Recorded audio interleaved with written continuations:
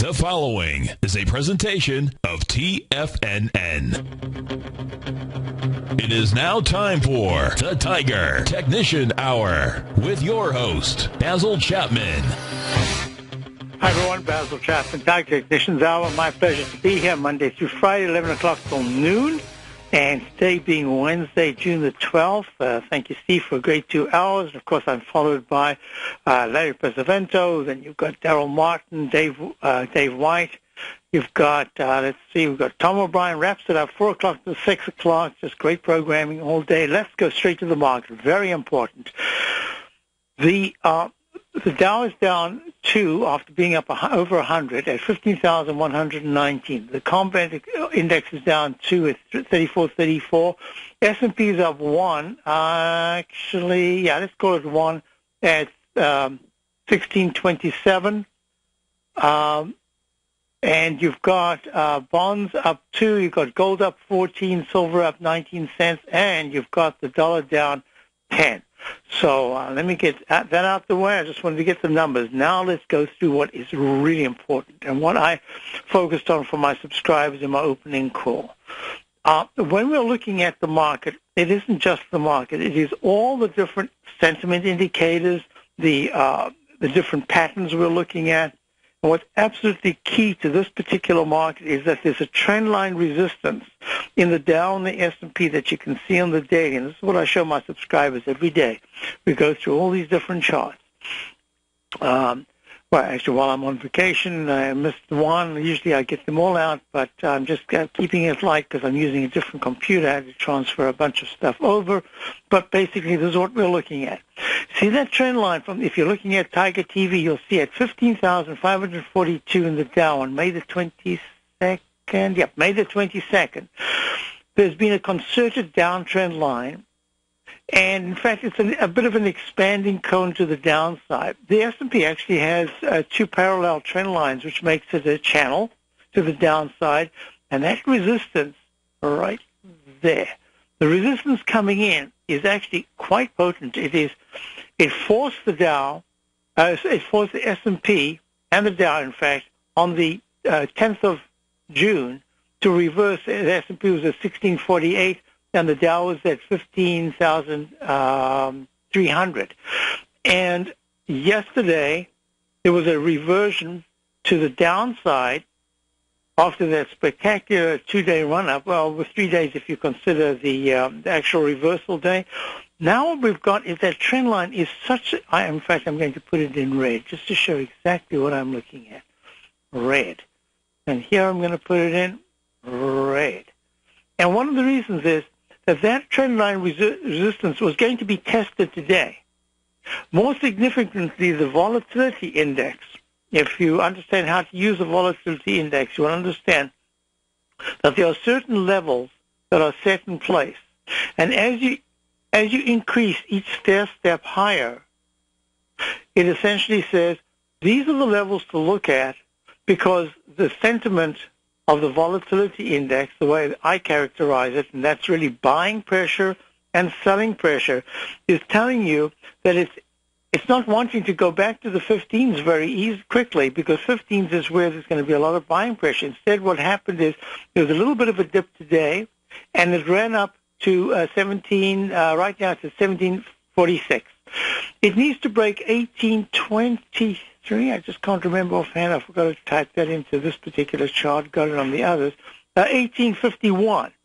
If at any point this week the volatility index spikes above 1850, it's going to say, be very careful because that's the VIX index, I'm implementing not just a 120-minute chart, but the daily chart, which in turn on Friday at the close will be focusing on the weekly. I'll get into that in a moment. More importantly, that almost single leg spike up in the 120-minute chart, and the Dow, they went to that 15,300 level.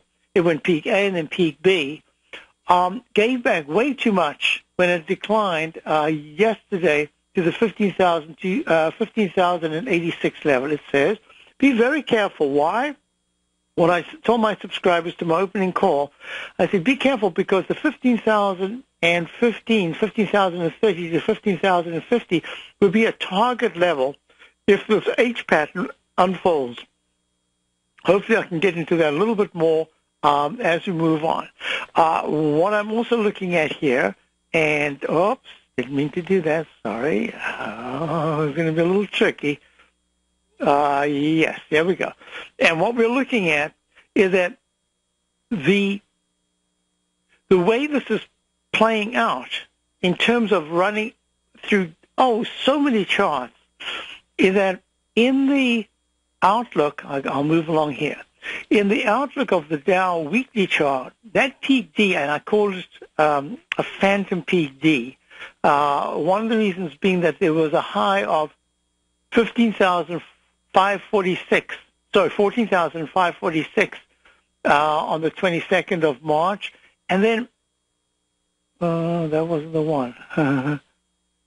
It was 15,535 and then 15,546. 7 points difference. Well, that 7 points difference, normally I would not include at all. I would say, no, you can't use it. But in fact, what has happened here is, a chart will be back. What has happened here is that those parallel highs, and it also goes back to when the Dow was at 14,019.78 and then 14,022.62 on the week of the 1st of February and then the week of the 8th of February. Those two together said to me, together with the technical indicators that gave a little dip at that moment, if I need to use it in the Chapman wave as a phantom peak, and thank goodness I have this technique, because if I did not have this technique, if I didn't develop it over the years as a refinement to the core, the principle involved, I would have missed so many of the turns. What's really important about this is that there were two things that happened. One is, when it went to the high of 15,542.40, the week of the 24th, and then 15,521 as a high the following week, the week of the 31st of May, that was saying that you had that technique that I've developed called two consecutive high bars. And that is a technique that says that if the second high bar, it's almost impossible to see unless you go into it and you read it, unless you're really used to looking at these peaks and troughs the way I am. And you won't notice it, and you will not know that you've already set in place a peak from the previous high. Well, now we've had 2 weeks. This could be the third, it's probably going to be the third week of no new all-time high. As the stochastic is dipping at 80%.63 with a good chance that it's going to close under 80% on Friday, or looking at the weekly chart, MACD, the moving average convergence divergence, it is about to close right now. In fact, if we close at this very moment, the MACD would be 449, 435, really close to turning a negative.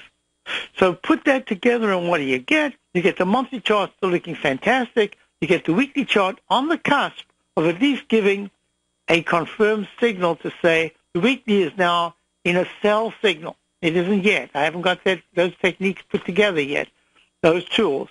But the daily is already in a sell signal, and if there's a close today below 15,000, I would just say 15,080, somewhere around there, I'm pretty sure that by the end of the day, I'll be going from a sell signal in the day to sell mode. In fact, it probably is a sell mode already, but I just, for argument's sake, I'm going to say I'm going to hold off.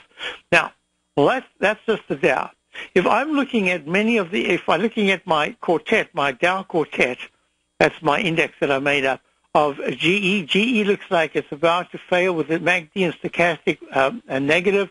The weekly chart says, be careful because, you're holding okay, but a GE close below $23 at any point in the next week or two will be very negative. It needs very quickly to get to the 24s. If you go to IBM, number 2 on the list, IBM also had a very good move, and now it's digesting that move. And at this particular point, IBM has got the 9-period exponential moving average as very strong resistance. It's made a peak, weeks and weeks ago, opened the week of the 15th of March at 210 round number high, round number open, and went to 215.90. That 215.90 saw a decline, a really sharp decline to 187.68 the week of the 26th of April. Running up in peak A, B, and now peak B is going to be watched, because if peak B at 203 right now, or around number at this particular point, if there's a close underneath the 200-period exponential moving average in the daily, that's at 201.20, that's going to impact the weekly chart and say, hey, be careful. IBM is now consolidating in a high-level consolidation.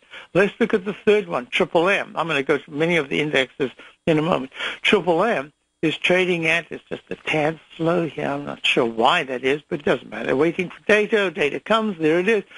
Triple M is trading down. It's at 110.12. I thought I'd done this. All right. A, B, C1, C2. Let me just double check that. A. Yep, that's B. That's C at 112.34. There it is, 112.38. Made a peak D, and now it's consolidating. Got to watch that, because if it closes under 109, it'll immediately want to attack 107.64, the low of the 6.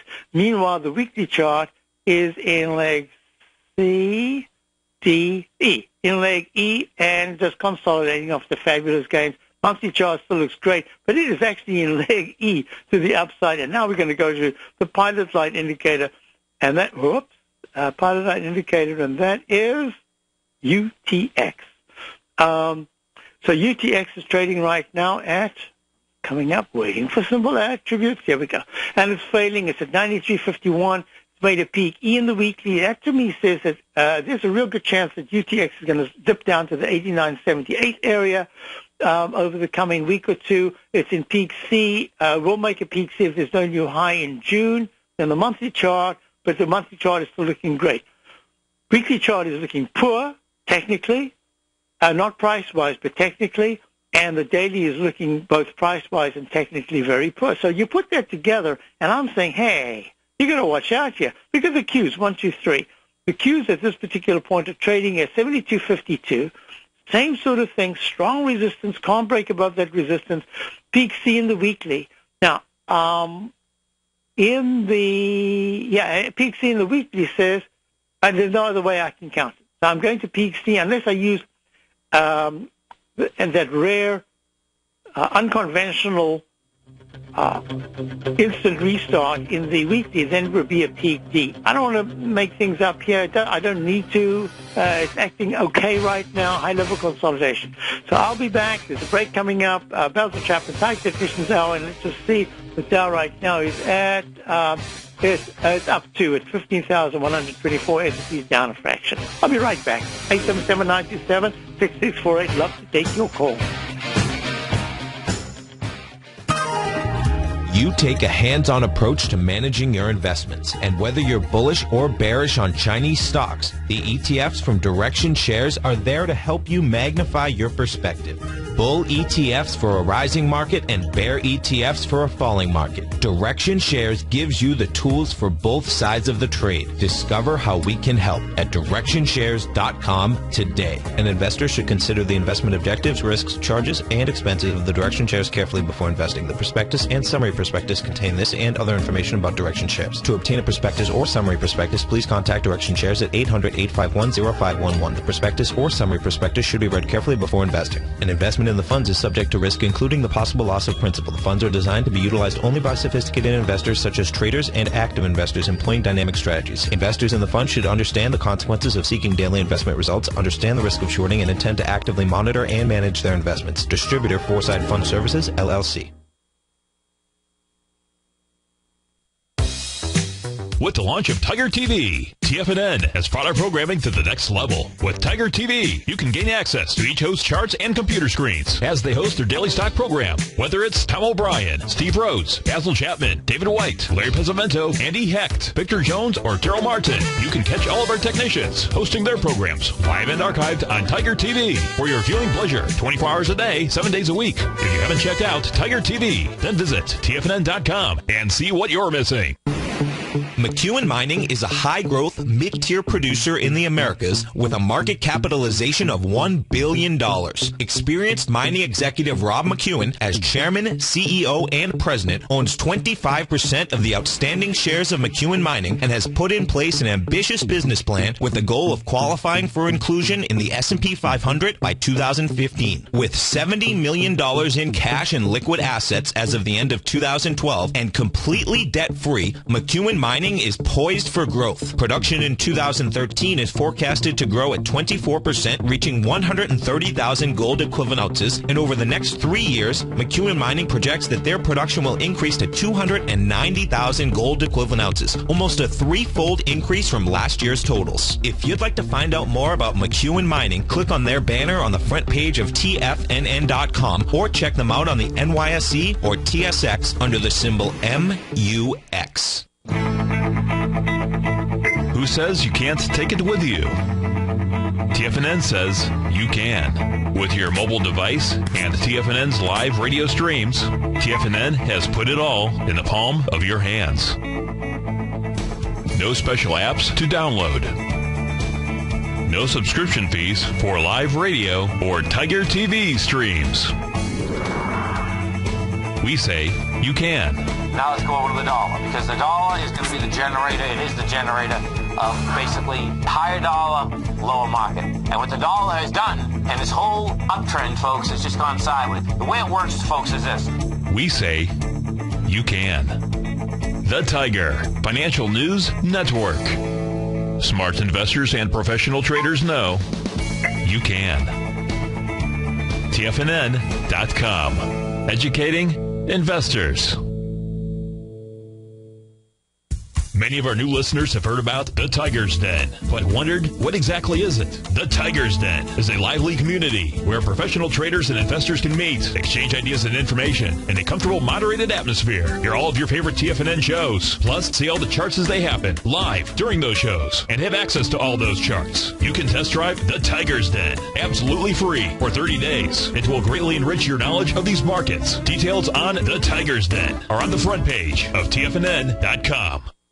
Basil takes your phone calls now. Toll free at 1-877-927-6648. Internationally at 727-445-1044. Hi, everyone. We're back. Basil Chapman, Tax Technicians Hour. Dow's up 12 at 15,134. S&P's up at 10 at 1626. Now, this is really interesting. The gold chart, GLD, is trading at 134.35, up $1.10. Remember that pattern we've been talking about just for weeks and weeks and weeks, actually for months, is that that low of the 15th of April at 130.51, remember I called that a volume climactic spike, and that's a reversal that says that level should not be touched or hit at least for 28 sessions, but it could go for 38 sessions or even longer. As an H to an M pattern forms, remember that was on the day. Well, here we are. This is that H, and there's the second part of the H, a very pathetic M pattern, until the GLD can break into the 137 to 138 area. This is just a sideways trading pattern that we're looking at. So that's saying that at this particular point, gold is not being not become a harbinger of fear. It's just there. Now, if you look at the TLT, which is bonds, the TLT trading at 113.35 has had a very concerted effort to the upside, but the same sort of thing to the downside. Very orderly. There's nothing unusual here other than the moves to the downside.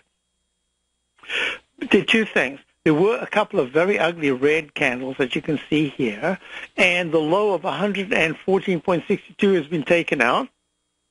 We've traded under it for a while, And there are signs with the flat stochastic and the flat MACD that unless 150, I would even say 115.60 at this particular point. 114.60 is the level, but I would even put it higher. 115.60. You've got to tackle that bar, that candle of just 5 days ago, of 116.79 to 114.41 on the 6th of June. You've got to get into that for the TLT to start to move. Now, we had a call the other day, and we were looking at the TBT. He was going to take everything off, and I said, I would keep just a little bit because the TBT, which is 200% long U.S. bonds, it's actually the ultra-short Lehman 20-year Treasury. It is 200% short bonds. Did make a F/A, but and it does say, it could be pulling back, but it seemed to me that there was just enough strength there to say, keep a little bit, because if this market is going to head down, then there's a much greater chance that at that point, yes, the TBT will start to pull back and bonds will go higher. But we need to see that happen. So I'm in the camp right now that says, it was a great idea. I just keep a little bit, almost like insurance, but it does look like the TBT, which is trading at 8.98, wants to pull back. All that you need to do is to see it go under 67, 60-ish, that area, and then all of a sudden 65.80 is the 200-period exponential moving average that it could test.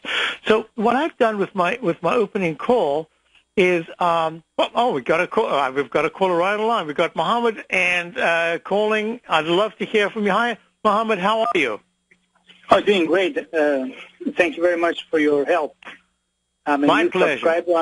I'm a new subscriber to your newsletter, but I don't know if in the past I just only subscribed for a few weeks now. But can you cover Apple, please? I certainly can. And first of all, I want to thank you very much for being a subscriber. And as you know, any questions you have, just send me an email if there's ever a question about anything. And as you know, in my opening call, it's my daily service. We have now, in fact, a couple of short positions. We are 200% short the Dow actually on the big run up on Friday. We got short.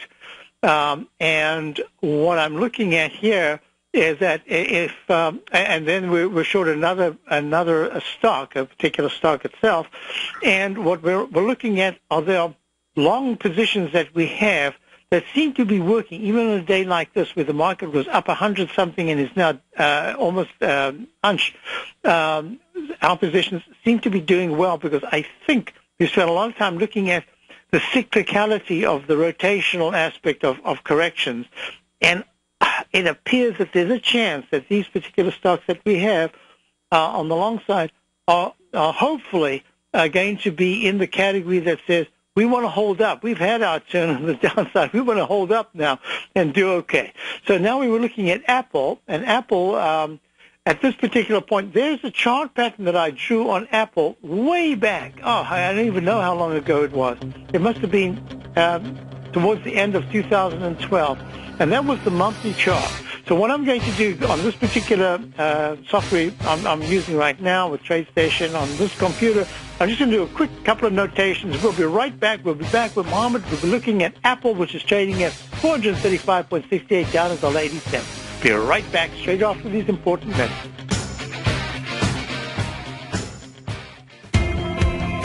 The Art of Timing the Trade Charts has officially launched at TFNN. In collaboration with Tom O'Brien and using his best-selling book, The Art of Timing the Trade, Your Ultimate Trading Mastery System, David White has programmed an outstanding piece of software that will complement any trader's methodology.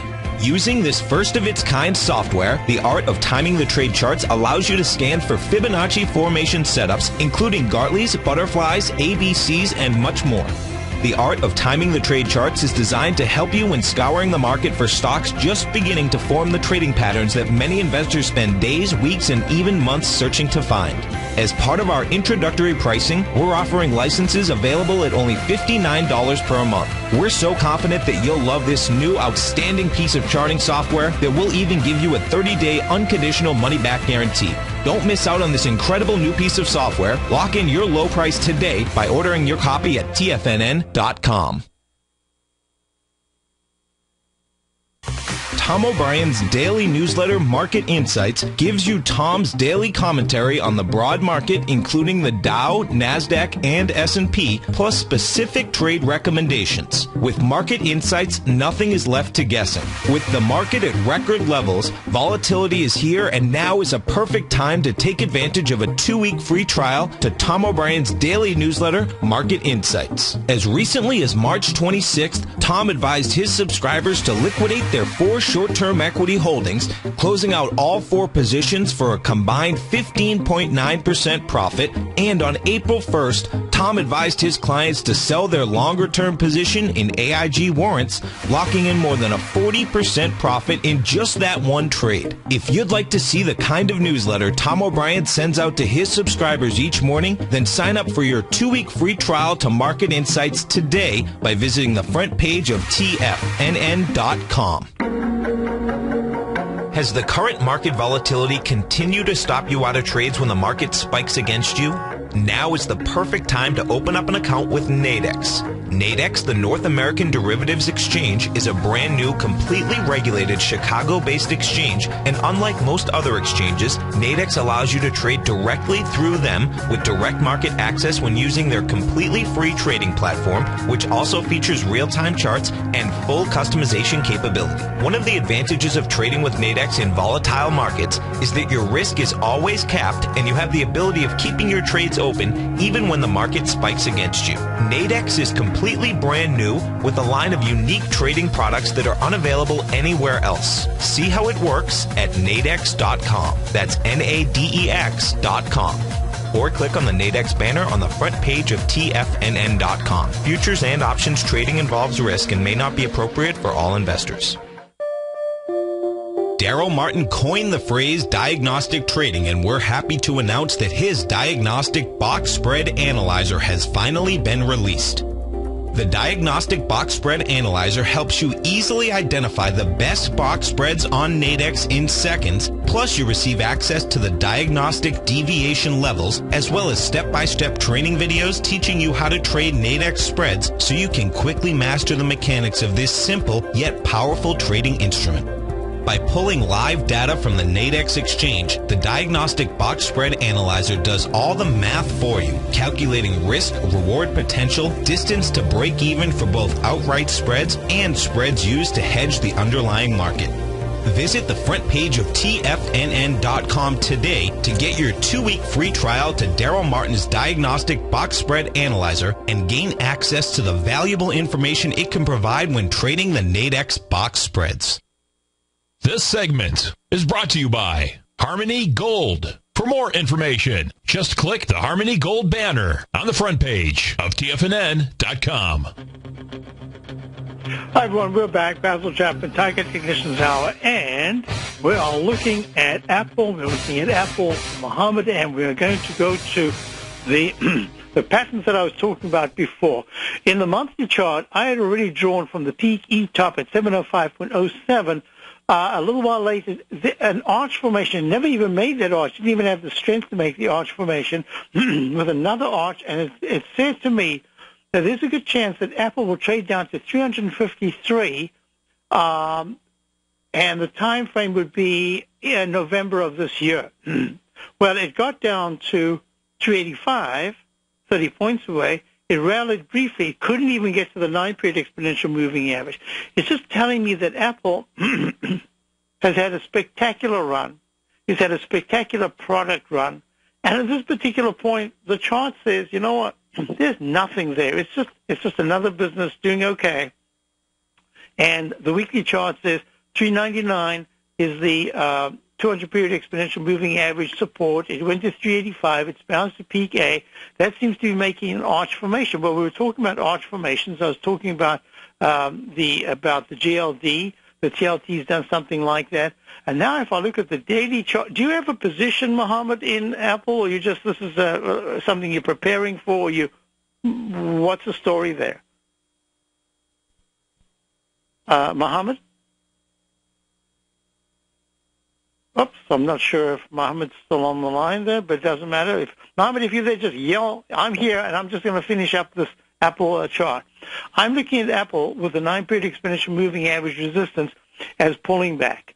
I suspect that if Apple takes out the low of 433.32, the low of the 11th, that was yesterday, then there's a real good chance that there's a tremendous base of support that goes to 418.9. Let's call it 418 back on the 16th of May, which turns out to be the 419 support of the 15th of April of this year, going back to the 5th of April at 419, and then you go all the way back to the most important low of 419, round number low, that set us up for a peak A, B, C, D to the doji high. So that was on the 4th of April, and it went to a doji high on the 25th of March, and went on the 25th of March.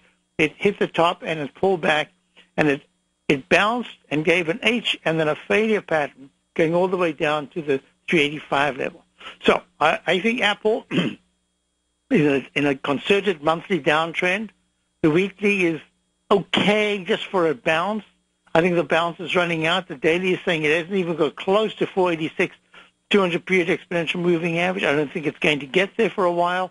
Meantime, I'd be looking for a low somewhere around the 419? Yeah, around about the 420 to the 418 area, coming up in June. Yeah, I don't see any reason why it shouldn't be, and it could actually be even sooner than the end of June. It could be around about the 17th to the 19th of this month, if in fact, if full.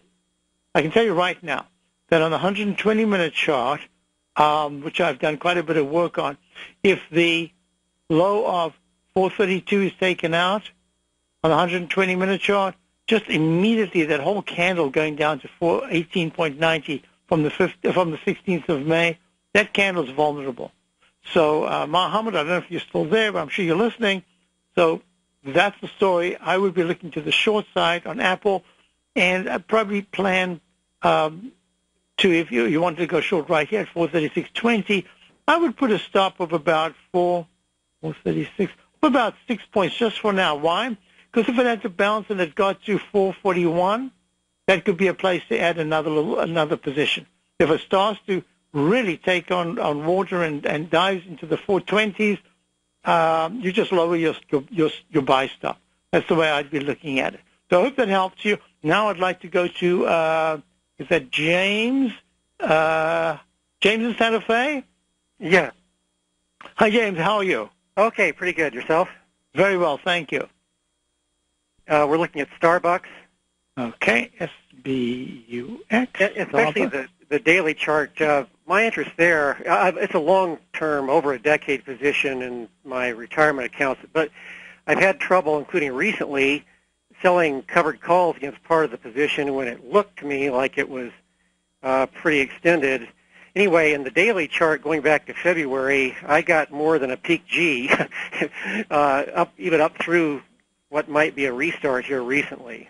Yeah, I don't have it right in front of me. I know that I've spent time on this Starbucks chart. I don't know if I can do it right now to notate it with the Chapman wave. But most importantly, if you look at the candle of the 22nd of May at 64.93, it pulls back and it makes a double top. That's that pattern that I call it that drop bucket pattern. It's where it makes a U-shaped pattern, and then it breaks down. If it takes out half of the distance between the left side high, and the low, then it's going to test the bottom, which it did. So the bottom was 62.61. What did it do? It went to 62.31. Then it spiked up. Now, the spike that's happened over the last week has taken it. It looks, and I agree with you, this actually looks like it could be more. A peak G would have had the candle of yesterday fine, but today would have to see a real give back and a close below 64.58. And then I'd say, that's an isolated, that's what I call either a right arm extension or a news-related rogue wave.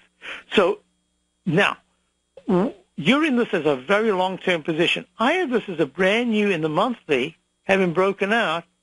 I'm calling this a leg C to the upside. I could call it a G, but there's nothing here. The stochastic's at 85%. The MACD's still expanding.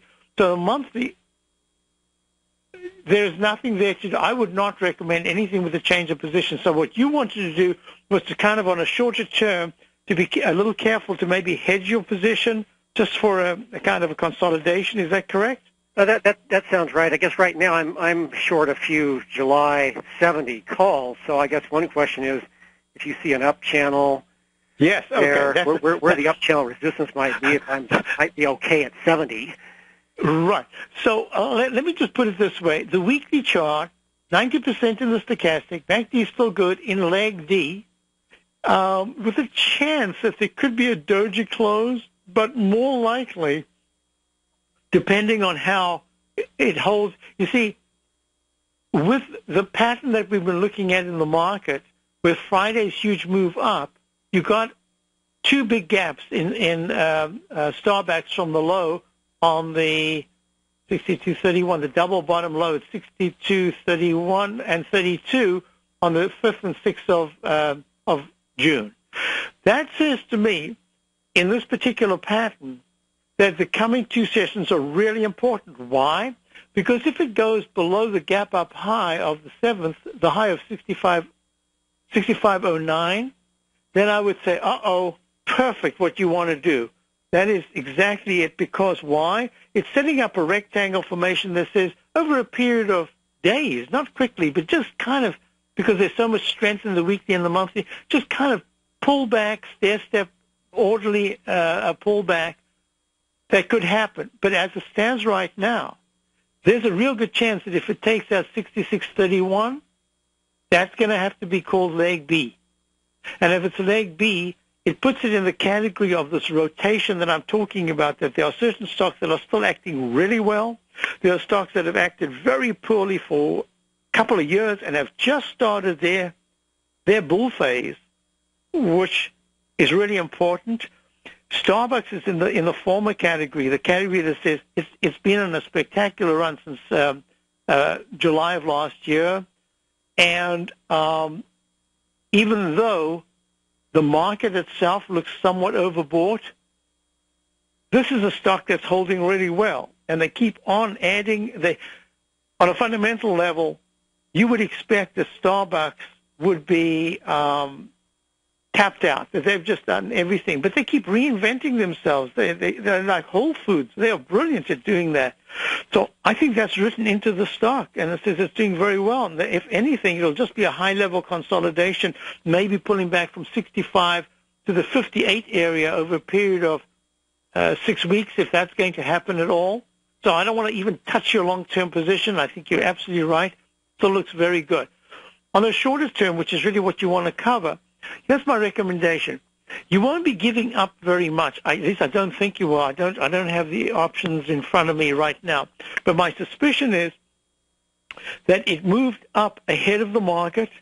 It was helped by the market. In the pullback yesterday, it only pulled back a tad.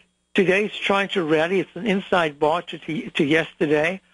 I think I quite like it. So I'm asking you just two questions. One is, in the timing of your, so you want to sell calls, correct? Well, I've already done that. You've already done that. Yeah. Okay, so your question is, how high do I think it can go? That's really the question. Yeah, right. Okay. The idea of 70. I would say that the question is a pertinent one right now, pertinent to Starbucks, because even at this point it's up 10 cents when the general market has given back so much. Now that the S&P is down 1, the Dow's down 11. I suspect that you stay in that position, you give it 2 days, you really need to give it a little time, because by the end of the day, if the Dow's down 80 or more points, if Starbucks is only just a tad under yesterday's low of 65.31, holding at about 65.28, and tomorrow is very weak, that's one thing, and tomorrow Starbucks actually finds some strength to come back into this little rectangle that's being formed, that's a high-level consolidation.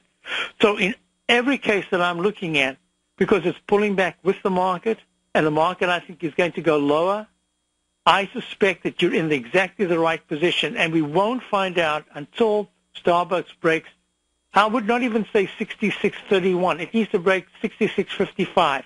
If it does that, then I think you're correct. I don't think 70.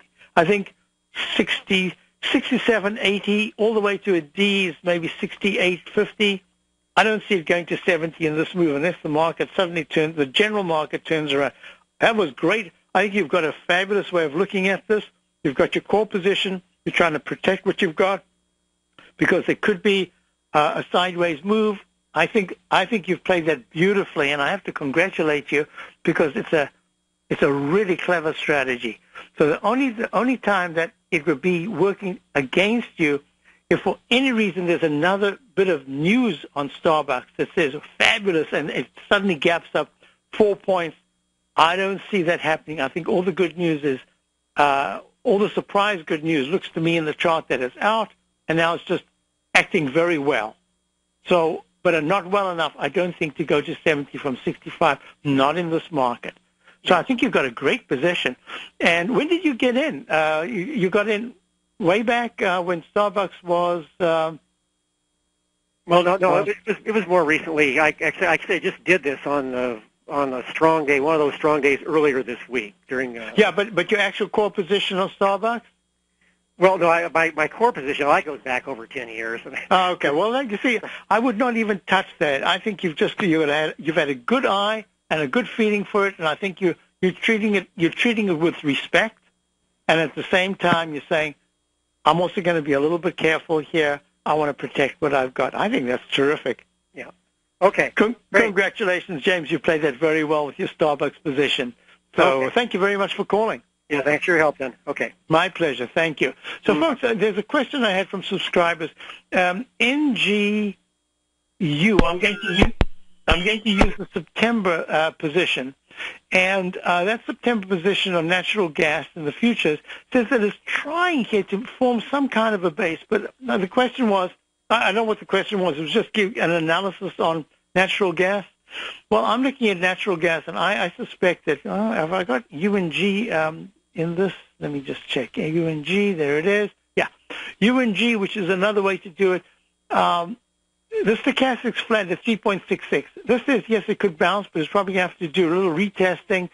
I don't see anything in natural gas right now. The weekly is very weak, and the monthly chart, let me just go to, just a brief second, I want to go to the continuous contract just to have a look at the pattern, particular pattern. So that pattern, okay, that's the pattern I wanted to look at. So natural gas had a really good move. It's gone to A, and then it's gone to B, and now it's in leg C, maybe peak C in the monthly chart of the continuous contract. That's really what I want to look at.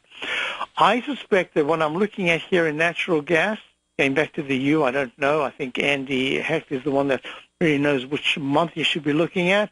As I'm looking at it right now, I'm saying that in terms of the natural gas contract, it's pulled back too deeply in the monthly, and that makes 389 very strong. Resistance is trading at 377 right now, up 0.028. I think it could have a little bit of a bounce now. If you want to play the bounce, it's a 120-minute chart. I don't like to go against the trend. If you do want to play the bounce, you can take it right here at 377.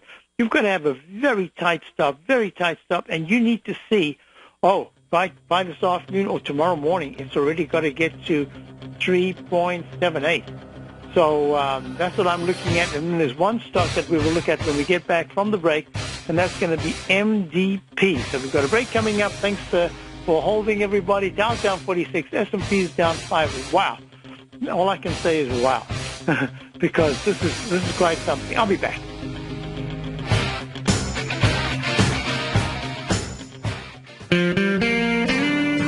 Recently, Basil Chapman has had some outstanding trades in his newsletter, The Opening Call.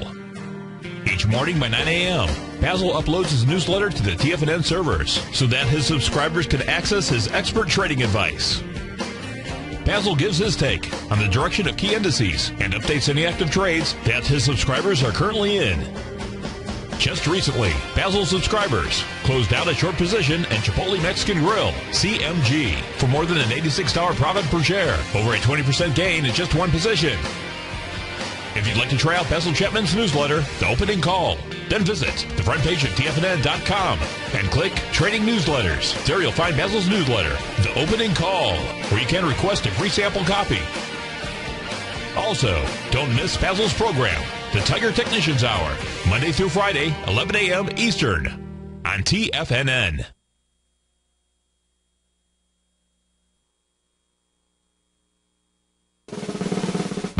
Tom O'Brien's weekly newsletter, The Gold Report, has helped subscribers for over 10 years navigate the high-risk world of exploring and producing gold companies. And now's a great time to sign up for a free month-long trial to see the kind of insight that Tom delivers for his subscribers on a weekly basis.